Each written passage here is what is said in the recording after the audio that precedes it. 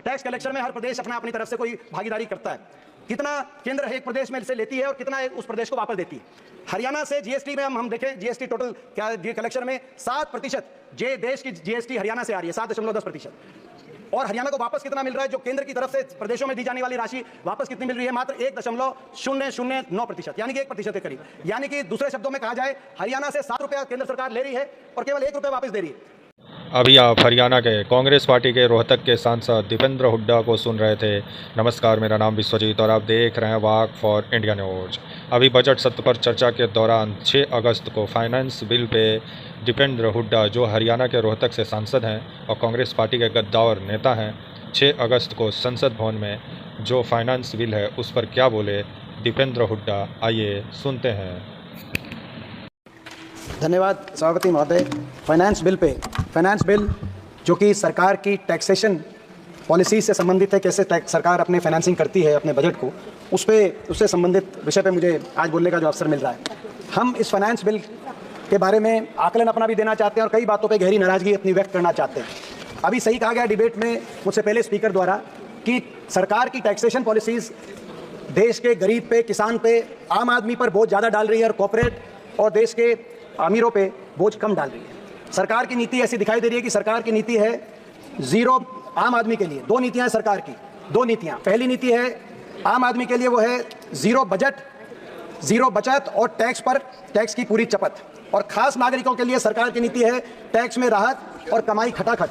ये मैं एक्सप्लेन करना चाहता हूं सर। 2 तरह के टैक्स हैं हमारी इकोनॉमी में, अर्थव्यवस्था में, किसी भी अर्थव्यवस्था में, direct taxes, indirect taxes. Direct taxes यानी कॉर्पोरेट टैक्स और इनकम टैक्स। ये डायरेक्ट टैक्सेस को प्रोग्रेसिव टैक्सेस भी कहा जाता है, क्योंकि ये स्लैब के साथ जिसकी जितनी कमाई है उस पर लगाकर सरकार आर्थिक संतुलन अर्थव्यवस्था में ला सकती है। और इनडायरेक्ट टैक्सेस, जीएसटी, एक्साइज, ये वो टैक्सेस हैं जो पूरे देश पे बराबर के लगते हैं और गरीब आदमी पे ज्यादा बोझ आता है। इनडायरेक्ट टैक्सेस मतलब अगर कोई मेडिसिन है, पैरासिटामोल या क्रोसिन की गोली है, देश का सबसे गरीब व्यक्ति अगर वो गोली खरीदेगा तो उसको भी उतना ही टैक्स उस पर देना पड़ेगा अगर देश का सबसे अमीर व्यक्ति वो गोली खरीदेगा। ये टैक्सेस का संतुलन देश की किसी की आर्थिक संतुलन से जुड़ी हुई बात रहती है। आज हमारी देश की अर्थव्यवस्था में इस वर्ष अगर हम स्टेट्स और सेंटर के दोनों टैक्सेस को ऐड करके देखें तो डायरेक्ट और इनडायरेक्ट टैक्सेस में लगभग 1/3 हमारे देश की कलेक्शन डायरेक्ट टैक्सेस से हो रही है और 2/3 इनडायरेक्ट टैक्सेस से, जो टैक्स देश के गरीब से, किसान से, आम आदमी से ज्यादा लिया जा रहा है। अगर हम इसकी तुलना करें बाकी दुनिया के देशों से, ज्यादातर एडवांस इकोनॉमीज, ओईसीडी कंट्रीज, एशियाई देशों में लगभग 2/3 देश का टैक्स का कलेक्शन लगभग 2/3 रहता है डायरेक्ट टैक्सेस से और 1/3 रहता है इनडायरेक्ट टैक्सेस से, जो गरीब आदमी से लिया जाता है। और अगर हम यूपीए के समय से तुलना करें, यूपीए के समय भी हमारी देश की अर्थव्यवस्था में काफी संतुलन आया था और लगभग आधा 43% डायरेक्ट टैक्सेस से हम यूपीए के समय हमारी जो है सरकार लिया करती थी, 43% डायरेक्ट टैक्सेस से और 57% इनडायरेक्ट टैक्सेस से। तो यानी कि सरकार ने इस असंतुलन को विपरीत दिशा में लेके जाने का काम किया है। आज डायरेक्ट टैक्सेस में के माध्यम से कम कलेक्शन हो रहा है कॉर्पोरेट, और उसमें भी कॉर्पोरेट के टैक्सेस में सबसे ज्यादा राहत सरकार ने देने का काम किया। पहली मर्तबा देश में इनकम टैक्स कॉर्पोरेट टैक्स से ज्यादा इनकम टैक्स का कलेक्शन हो रहा है और अगले वर्ष तक पहली मर्तबा जीएसटी कलेक्शन भी कॉर्पोरेट टैक्स से ज्यादा होगी। तो कॉर्पोरेट टैक्स से सबसे कम कलेक्शन हुआ और कॉर्पोरेट टैक्स के कलेक्शन में गिरावट आई है पिछले कुछ वर्षों में, खास तौर पे 2019 में जब कॉर्पोरेट टैक्स में राहत दी गई 30% से घटाकर 22% तक कॉर्पोरेट टैक्स को कम किया गया। तो आपकी नीयत क्या रही उस समय, उस पर मैं प्रश्न नहीं कहूंगा, लेकिन जब आपने बड़े उद्योगपति घरानों को, कॉर्पोरेट्स को ये राहत दी तो आपने कहा कि आप राहत इसीलिए दे रहे हैं कि अर्थव्यवस्था के अंदर निवेश हो, अर्थव्यवस्था में निवेश बढ़े, इन्वेस्टमेंट हो। और इस वजह से पिछले 5 साल में 8.7 लाख करोड़ की राहत देश के कॉर्पोरेट्स को देने का काम आपकी सरकार ने किया। लेकिन हकीकत क्या हुई? हकीकत यह हुई कि निवेश बढ़ने की बजाय इन 5 वर्षों में निवेश लुढ़क गया। कॉर्पोरेट टैक्स में टैक्स कट आपने उनकी प्रॉफिट मार्जिन को बढ़ाने के लिए नहीं दिया था, आपने निवेश बढ़ाने के लिए दिया था। निवेश लुढ़क गया। आज प्राइवेट इन्वेस्टमेंट यानी कि निजी निवेश दर देश में 20 वर्ष में सबसे निम्नतम स्तर पे है। Q1 फाइनेंशियल ईयर 2025 में जो निवेश दर आया वो 20 साल में 2004 के मुकाबले का आज निवेश दर हरियाणा, आज देश की अर्थव्यवस्था में हुआ। और दूसरी ओर एफडीआई, फॉरेन निजी निवेश दर जो हमारे डोमेस्टिक इन्वेस्टर्स हैं, और एफडीआई भी आज 16 वर्षों में सबसे निम्नतम स्तर पर एफडीआई। इस वर्ष एफडीआई 1.1% जीडीपी की हमारी एफडीआई मिली। मैं सुन रहा था वित्त मंत्री जी कह रही थी कि एफडीआई कम इसलिए हुई है क्योंकि जियोपॉलिटिकल कॉन्फ्लिक्ट्स की वजह से, लेकिन जियोपॉलिटिकल कॉन्फ्लिक्ट्स तो पूरी दुनिया के लिए होने चाहिए।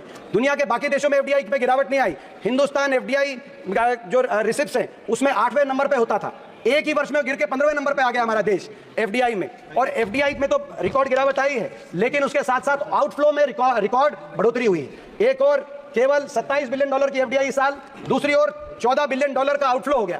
तो आपने टैक्स कट किया कॉर्पोरेट्स के लिए कि कॉर्पोरेट निवेश करेंगे, जॉब क्रिएशन होगी। निवेश दर 20 साल में सबसे नीचे स्तर पे आ गया, एफडीआई 16 साल में सबसे निम्नतम स्तर पे आ गई, निवेश हुआ नहीं, इसीलिए आज देश में बेरोजगारी रिकॉर्ड स्तर पे चल रही है। आपने जिस तरह की इकोनॉमिक पॉलिसी आप लेके आए, इस इकोनॉमिक पॉलिसी को ट्रिकल डाउन इकोनॉमिक पॉलिसी भी कहते हैं कि कॉर्पोरेट्स के हाथ में पैसा दो, वो निवेश करेंगे। लेकिन ये गलत साबित हो चुकी है दुनिया में, क्योंकि कॉर्पोरेट्स के हाथ में पैसा होगा तो वो वहां उस अर्थव्यवस्था में निवेश करेंगे जहां डिमांड स्ट्रांग है। आपने डिमांड को स्ट्रांग करने के लिए कोई कदम नहीं उठाए। जब तक डिमांड हमारी डिमांड भी अगर आप देखें, रूरल सेक्टर में डिमांड पिछले 5 साल से फ्लैट है। आज कृषि सेक्टर में डिमांड हमारी पिछले 7 साल से फ्लैट है। डिमांड जब तक इकोनॉमी में नहीं आएगी तब तक कॉर्पोरेट्स हमारी इकोनॉमी के अंदर निवेश नहीं करेंगे। मैं सरकार से कहना चाहता हूं, ये जो आपने ट्रिकल डाउन इकोनॉमिक्स जो फेल हो चुकी है, ट्रिकल डाउन इकोनॉमिक थ्योरी, उसको हिंदुस्तान में प्रयास करने के लिए 10 साल लगा दिया आपने। कॉर्पोरेट्स को फायदा, एक बार आप हिंदुस्तान के आम आदमी के हाथ में पैसा देके देखें, आप डिमांड साइड इकोनॉमी की तरफ कदम बढ़ाएं। किसान को, गरीब को, जिनको आपकी जो कोई राहत नहीं मिली, आप उनको भी राहत देके देखें। आप लीगल गारंटी एमएसपी पे देके देखें, आप मनरेगा में 400 रुपए की वेज करके देखें, और हमारे देश के आम आदमी के हाथ में आप पैसा दें, ताकि उनके पास पैसा उनके हाथ में आएगा, हमारी डिमांड बढ़ेगी, कॉर्पोरेट्स की इन्वेस्टमेंट तब हमारे देश में उस रूप से हो पाएगी। एक और कारण है, इतना ज्यादा कॉर्पोरेट टैक्स कट देने के बावजूद निवेश नहीं हुआ। इसका दूसरा कारण डिमांड कम के साथ साथ, अध्यक्ष महोदय, दूसरा कारण है मोनोपोलीज। हमारे देश में क्रोनियज्म और क्रोनी मोनोपोलीज क्रिएट हो रही हैं। हमारे देश के 5 बड़े कॉर्पोरेट घराने आज लगभग 40 सेक्टर्स के अंदर, आज उनके लिए सरकार की सहायता से उन्होंने मोनोपोलीज अपने लिए बनाने का काम किया है। सीमेंट, पोर्ट, डिफेंस, टेलीकॉम, ये वो सेक्टर हैं जिन सेक्टर्स में अब तो न्यूक्लियर की भी बात आ रही है। कुछ कॉर्पोरेट घराने इन सेक्टर्स में मोनोपोलीज क्रिएट कर रहे हैं। लीगल और पीनल एनवायरनमेंट सरकारी एजेंसीज के माध्यम से ऐसा बनाया जा रहा है, जब मोनोपोलीज क्रिएट हो जाया करती हैं तो मोनोपोलीज में आप ये देखेंगे कि मोनोपोलीज के अंदर जो है दूसरा निवेश नहीं होगा। तो हमारी ये मांग है सरकार से कि यह संतुलन जो बना है, जो गरीब आदमी से ज्यादा लिया जा रहा है टैक्स, और कॉर्पोरेट्स को राहत दी जा रही है, इस संतुलन को सरकार सुधारने का काम करे। मैं एक और उदाहरण देना चाहता हूं, कैसे टैक्स लिया जा रहा है। पेट्रोल के बारे में मैं कहना चाहता हूं, पेट्रोलियम प्रोडक्ट्स पे अगर हम 2014 की बात करें तो पेट्रोलियम प्रोडक्ट्स में हमारी सरकार ने 1,72,000 करोड़ का एक्साइज ड्यूटी से, हमारी सरकार ने एक्साइज ड्यूटी से टैक्स लेने का काम किया था यूपीए की सरकार के आखिरी वर्ष में, मगर 1,42,000 करोड़ वापस सब्सिडी में देने का काम किया था। मात्र कमाई पेट्रोलियम प्रोडक्ट से उस समय सरकार में 30,000 करोड़ थी।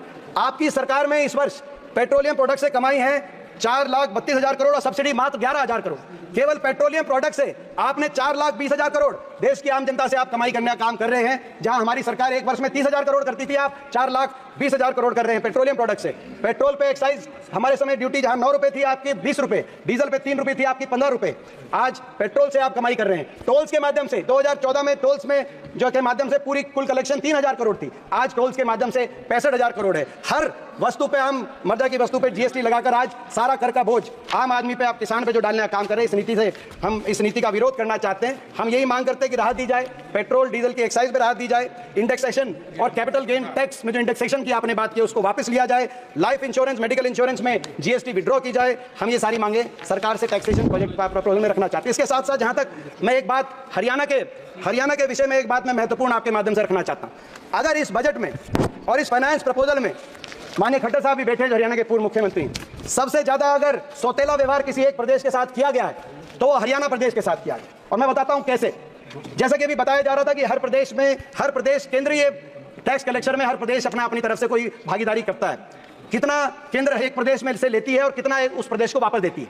हरियाणा से जीएसटी में हम देखें, जीएसटी टोटल क्या कलेक्शन में 7% देश की जीएसटी हरियाणा से आ रही है, 7.10%। और हरियाणा को वापस कितना मिल रहा है, जो केंद्र की तरफ से प्रदेशों में दी जाने वाली राशि वापस कितनी मिल रही है, मात्र 1.009%, यानी कि 1% के करीब। यानी कि दूसरे शब्दों में कहा जाए, हरियाणा से 7 रुपया केंद्र सरकार ले रही है और केवल 1 रुपया वापस दे रही है। और अगर प्रतिशत में बात करें तो 15%, 100 रुपए केंद्र सरकार हरियाणा से ले रही है और 15 रुपए वापस दे रही है। ये पूरे देश में सबसे कम अगर किसी एक प्रदेश को दिया जा रहा है, हरियाणा को दिया जा रहा है। प्रोड्यूसिंग स्टेट्स में थोड़ा कम है, ये हम मानते हैं, मगर दूसरे नंबर पर महाराष्ट्र है जिसमें कम दिया जा रहा है। महाराष्ट्र में 29%, यानी कि 100 रुपए ले रहे हैं तो महाराष्ट्र को 29 रुपए दे रहे हैं। कर्नाटक में 100 रुपए ले रही है केंद्र सरकार तो 39 रुपए दे रही है, 40 के लगभग। तो पूरे देश में 29 प्रदेशों में आज हरियाणा एक प्रदेश है जहां सबसे कम 15% ही केंद्र सरकार वापस दे रही है।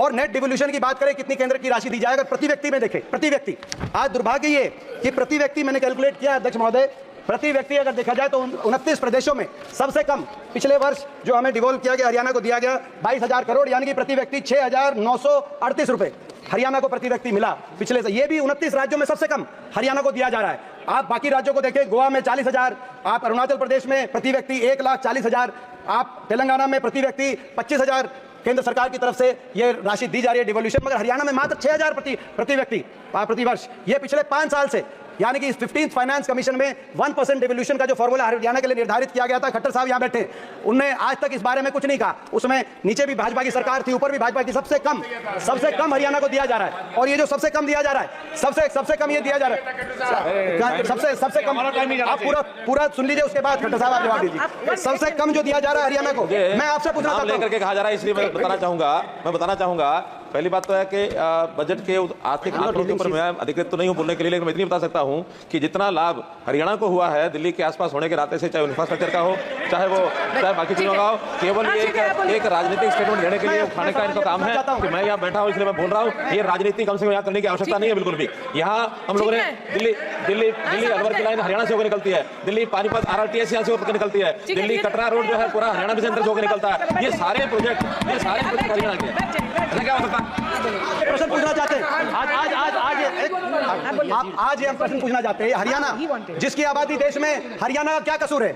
हमारी आबादी देश में 2.1% है, क्या हमारा ये कसूर है? देश का क्षेत्रफल हरियाणा का 1.34% है, हमारे 4% देश की GDP आज हरियाणा, क्या हमारा ये कसूर है? देश के GST कलेक्शन में 7% हरियाणा का योगदान है, क्या हमारा ये कसूर है? देश के फूड ग्रेन्स में, खाद्यान्न अन्न भंडारण में 33% हरियाणा किसान दे रहा है, क्या ये कसूर है? क्या देश के आर्म फोर्सेज में 11% हरियाणा से आर्म फोर्सेज का ह्यूमन रिसोर्स आ रहा है, क्या ये कसूर है? क्या देश के मेडल 50% देश के मेडल हरियाणा से आ रहे हैं, क्या ये कसूर है? और इसके बाद हरियाणा में 29 प्रदेशों में सबसे कम हरियाणा को मात्र 1% केंद्र से मिलने वाली राशि मिल रही है। और आपने देखा बजट में, हमें इस बात का दुख नहीं है कि बजट में हरियाणा का नाम तक नहीं लिया गया, इस बात का तो दुख तो है, लेकिन आपने देखा कि खेलो इंडिया का बजट, आज देश के 3 मेडल आए, मैं कंक्लूड की तरफ जा रहा हूं, देश के 3 मेडल आए जिसमें से 2 हरियाणा खिलाड़ी लेके आए। खेलो इंडिया का बजट भी जो 2200 करोड़ खेलो इंडिया का बजट रखा गया, उसमें भी मात्र 60 करोड़ हरियाणा को, यानी कि 2% बजट खेल का बजट भी हरियाणा में, और गुजरात में 500 करोड़ का बजट दिया गया, 20% खेलो इंडिया का, जहां से एक खिलाड़ी मेडल। तो आज मैं समझता हूं कि अन्याय है। और पिछले 10 वर्ष में, मैं कंक्लूड करते हुए मैं कहना चाहता हूं, पिछले 10 वर्ष में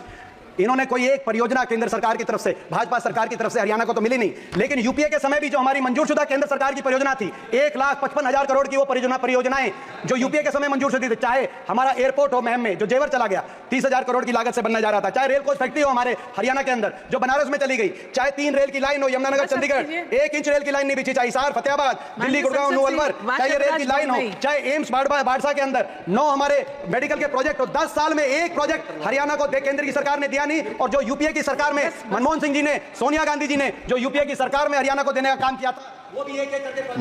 thank you madam basically I am really thankful to the honourable chair. इनको विश्वास दिलाते हैं भारतीय जनता पार्टी बजट देने में हरियाणा को जिस तरीके से भारतीय जनता पार्टी भूल गई है, वोट देने में हरियाणा भी बीजेपी को भूल जाएगा, ये विश्वास दिलाते हैं।